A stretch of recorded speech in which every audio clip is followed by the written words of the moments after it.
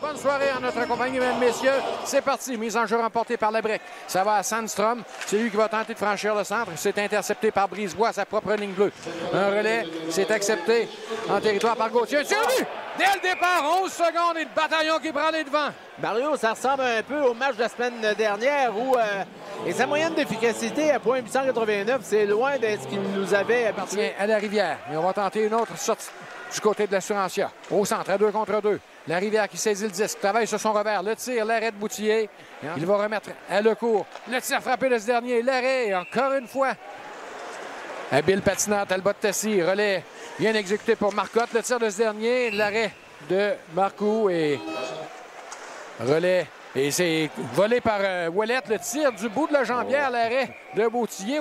On revient à la charge. Autre revirement avec Ouellet qui sonne la charge, punition en retardement et oh! Puis c'était pour Brisebois cette fois.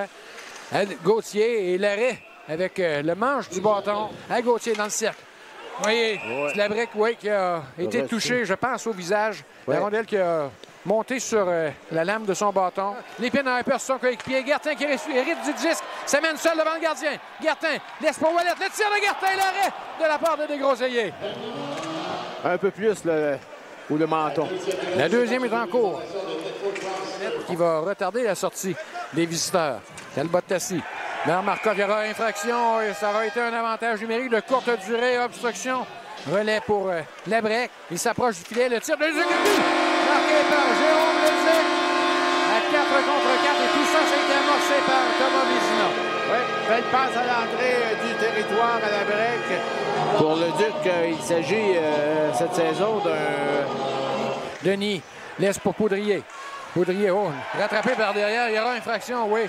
Et à Goulet maintenant. Goulet qui chute. Encore une fois, plusieurs joueurs qui chutent dernièrement. Goulet s'approche du filet. Goulet retarde son jeu, le tir. Et Boutier qui cherchait le disque. Et escarmouche entre La Rivière et qui est le joueur du bataillon? C'est Verpass, je pense.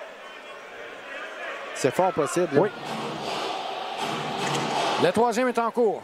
Brisebois, au départ, dans son territoire, qui péniblement, sur une seule jambe, tente de retraiter au banc des siens pour recevoir une aide de ses coéquipiers. Oui. Et je ne sais pas, j'ai pas vu la séquence, Mario, je surveillais le jeu. Punition en retardement de Tedford, rappelons-le. Rondelle dans le demi-cercle du gardien et c'est immobilisé. Et...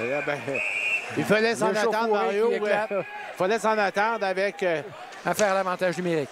Guillaume Gauthier dans le cercle. Le tir, c'est le but! Oh oui! Ça a d'abord touché le poteau avant de glisser au fond du filet. But marqué en avantage numérique. Le bataillon reprend les devants 2-1 derrière la ligne. C'est ce qu'on va voir, là. Difficile à voir. Sinon, il est de plus en plus employé. À Narbonne, le tir.